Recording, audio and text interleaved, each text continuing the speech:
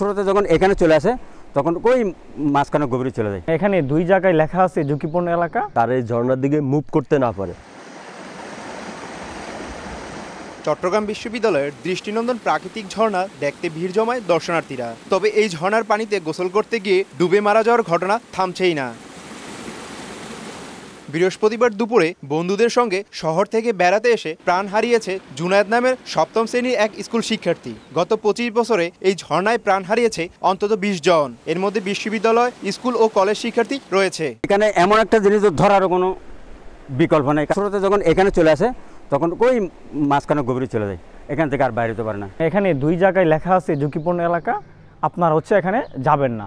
তারপরও এখানে কোনোভাবেই প্রশাসন থামাতে পারতেছে না। প্রশাসনের উচিত ব্যাপারটা নিয়ে আরও প্রচারণা চালানো, যেন বাইরের বহিরাগত যারা আসে তারা এই ঝর্ণার দিকে মুভ করতে না পারে। 2015 সালের 11ই অক্টোবর বন্ধুদের সঙ্গে ঘুরতে এসে এই ঝর্ণায় পড়ে মারা যায় মানব সম্পদ ব্যবস্থাপনা বিভাগের প্রথম বর্ষের রিফাত ও পাবেল নামের 2 শিক্ষার্থী। এই ঘটনার পরই বিশ্ববিদ্যালয় কর্তৃপক্ষ সাইনবোর্ড টাঙিয়ে ঝর্ণা এলাকাটিকে ঝুঁকিপূর্ণ ঘোষণা করে। পাশাপাশি দুর্ঘটনা এড়াতে এলাকায় দেয়াল ও তারকাটা দেওয়া হয়। পাহারা দেওয়ার জন্য একজন নিরাপত্তা প্রহরী নিয়োগ দেওয়ার কথা বলা হলেও সরেজমিনে গিয়ে দেখা মেলেনি প্রহরীর।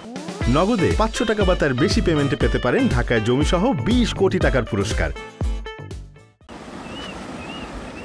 নিষেধাজ্ঞার পরও 2020 সালের 13 জুলাই এই ঝর্ণায় সাইফুল ইসলাম মুন্না নামের এক কলেজ শিক্ষার্থী পা পিছলে পড়ে নিখোঁজ হয়। এছাড়া 2022 সালে ঝর্ণার পানিতে নেমে মারা গেছে জিসান নামের এক এসএসসি পরীক্ষার্থী। অজ্ঞাতবশত যদি ওখানে চলে যায়, হঠাৎ করে যে গভীরতা বেড়ে যায় এই জিনিসটা আন্দাজ করতে পারে না এবং সেখানেই সাধারণত প্রাকৃতিকভাবে বিষয়টা একটা অ্যাক্সিডেন্টের রূপ নেয়। বিশ্ববিদ্যালয়ের কলা ভবনের শেষ সীমানা ধরে কিছু পথ হেঁটে গেলেই দেখা মিলবে এই প্রাকৃতিক ঝর্ণার।